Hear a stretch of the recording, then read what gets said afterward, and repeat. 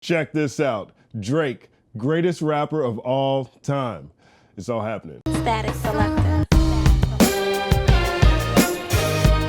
Rap beef doesn't come much more fascinating than Drake versus Pusha T. The two had been tossing subliminals at each other for the better part of a decade before everything reached a tipping point following the release of King Push's universally acclaimed project, Daytona. The final song on the project, Infrared, featured Push pushing flaccid, you don't write your bars, you're soft, you're not a real lyricist type critiques at Drizzy, essentially the same ones every Drake detractor has leveraged since Aristo and Big Page. It wasn't impressive at all, but effective enough to lure the Canadian Zach Morris into a more direct confrontation. In response, Drake released Duppy Freestyle. He took a few shots at Kanye West, then said that Push wasn't even top 5 in talent on the Good Music roster. Said Push must have got his infrared wrong, now his head's in the beam. Said both Push and Ye are the splitting image of whatever jealousy breeds. If he made one misstep, it was towards the end of the track where he says,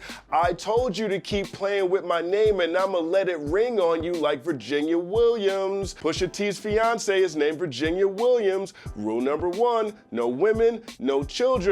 That's where Hove went wrong on Super Ugly, remember? Touching that wrong button looked like it was gonna spell the end of Aubrey. King Push would respond by dropping arguably the greatest diss track of all time, The Story of Adidon, and this one cut much deeper than rap. The track revealed that Drizzy secretly fathered a child with an internet model that he was hiding from the world, painting him as another black father who abandons their children, essentially repeating the cycle in which he was raised. King Push even dug up an old photo shoot where Drake donned blackface, which was super weird since Drake is, you know, black, and even included scathing jokes about his best friend 40's deteriorating health. Tick, tick, tick. How much time he got that man is 666. Even worse, Pusha's surgical summer reportedly spoiled an upcoming Adidas campaign. Drake was allegedly getting ready to announce his partnership with the sportswear company named after his son Adonis, but the deal fell through once Push pegged Aubrey as a deadbeat dad in blackface. Hundreds of millions, if not billions of dollars gone in 3 minutes and 13 seconds. Yeezus. It was an approach we'd yet seen an MC take when dueling with rap's reigning king of the charts, and enough to at least dead the back and forth between these two in the most suspect, most anticlimactic fashion ever seen in hip-hop. Just as the world sat back ready to enjoy the theatrics, Houston legend J.Prince used the promotional tour for his book, The Art and Science of Respect, to publicly announce that Aubrey would not be responding to Pusha T.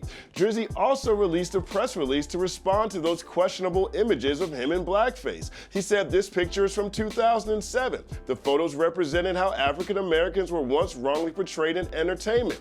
This was to highlight and raise our frustrations with not always getting a fair chance in the industry, and to make a point that the struggle for black actors had not changed much, all of which sounded super convenient since Six God doesn't talk about issues plaguing the black community in his music. Drake! This is easily the biggest loss we've ever seen any rapper take in a rap beef, sincerely. What other MC ever needed a press release and a rap legend to keep his name intact? I remember watching Drake's Meek Mill beef play out online thinking, yo, Meek's a legit battle rapper, Drizzy's gonna have his hands full this time. Then he delivers Charged Up and Back to Back, and all I could think was, man, how'd he get nominated for a Grammy and make Meek look meek at the same time? I remember praying Common would serve this cocky Canadian the way he served Ice Cube on the Bitchin' You, but after hearing Stay Scheming dominate every speaker for 6 months, I was like, maybe the gods are acting like the broads. When did that happen? I remember hearing about the Big Page beef back when Drake used to run with JD Era and the Wise Guys. Drake allegedly stole a song from Big Page and ended up getting robbed at gunpoint.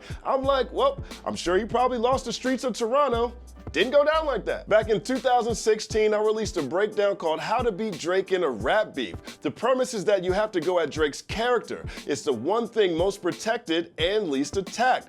Push followed the blueprint to a T and resulted in a rap legend, a press release, and the biggest loss in hip-hop history. This had to be it, right? Nope.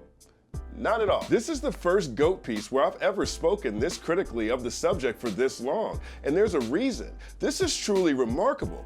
There was a period between 2014 and 2016 where Suge Knight was threatening Drake on TMZ, Birdman was stunting shady with Drake's royalties, and Puff Daddy punched Drake in the face literally. And with every blow, he seems to blow bigger, as if he's made of gamma rays. Heads keep trying him, but he's resilient for real. This 10-year run Drake's in the middle of is absolutely unique to this medium.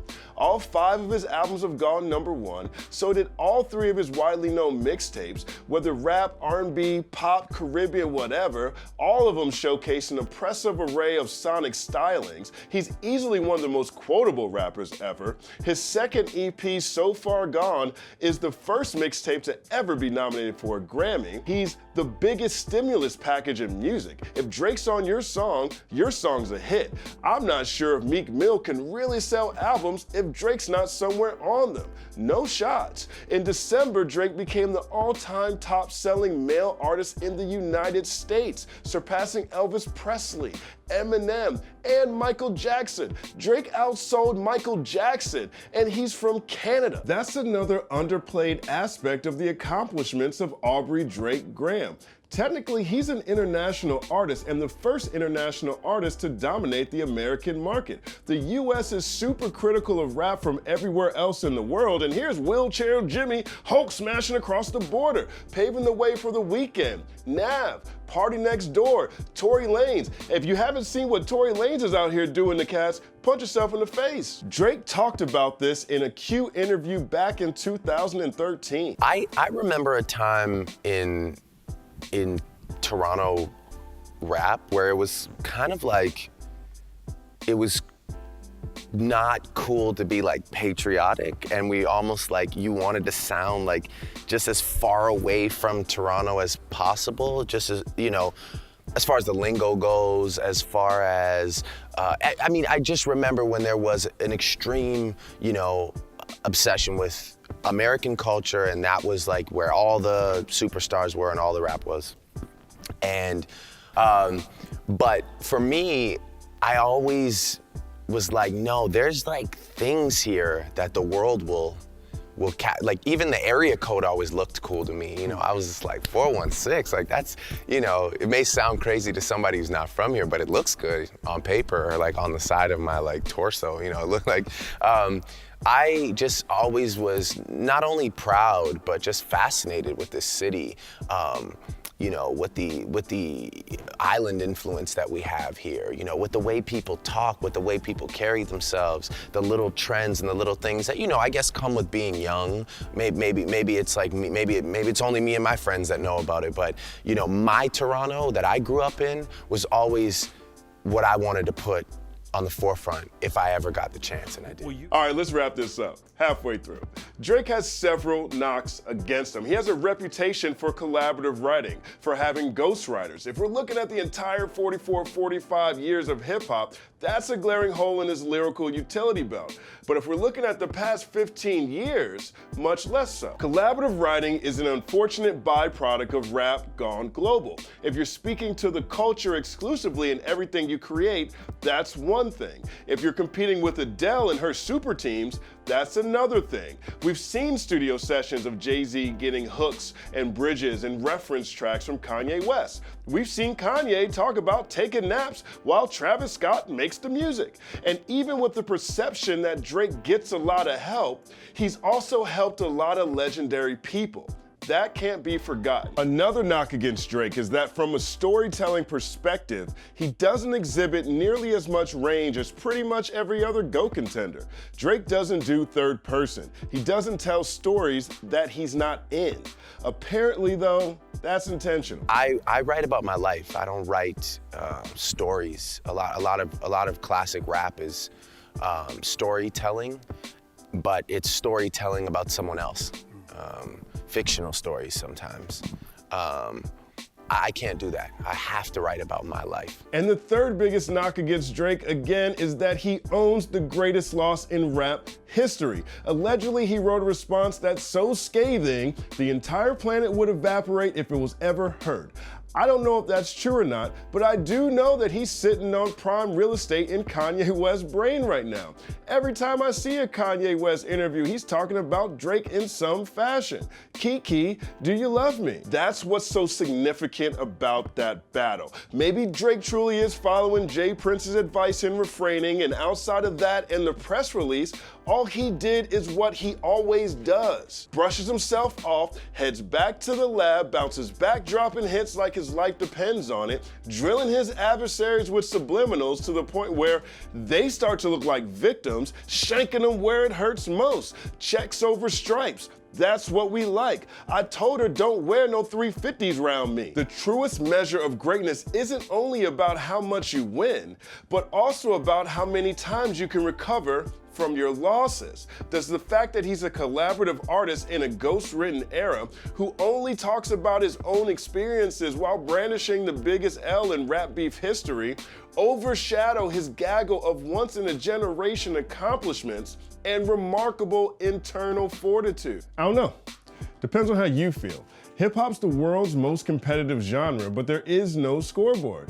The point is this: if someone came up to me and said Aubrey Drake Graham from Toronto, Canada is the greatest rapper of all time, I might not agree, but I'd understand. Static selector.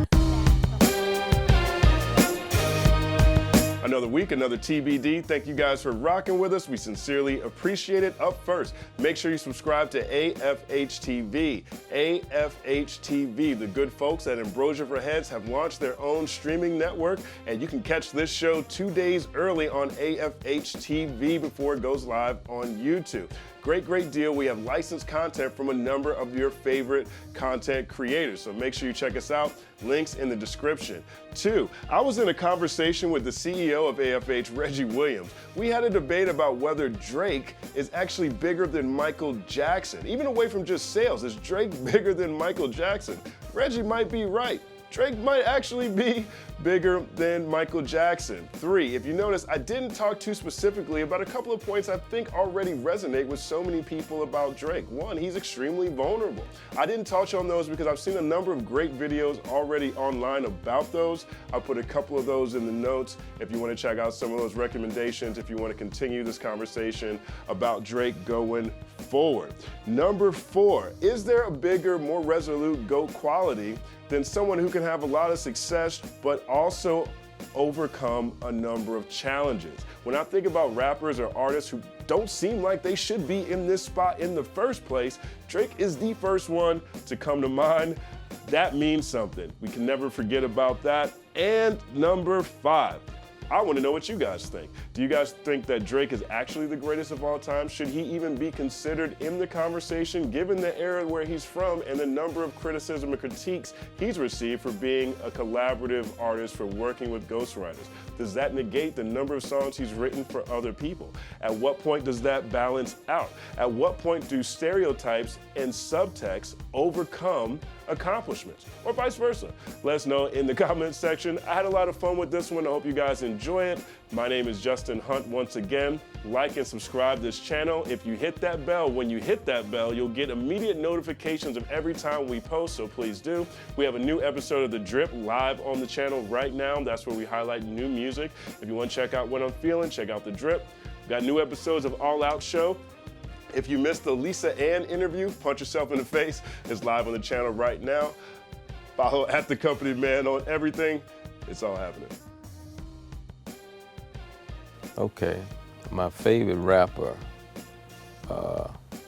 back when I was in business, Scarface. Today, my favorite rapper is Drake. If you notice. Drake?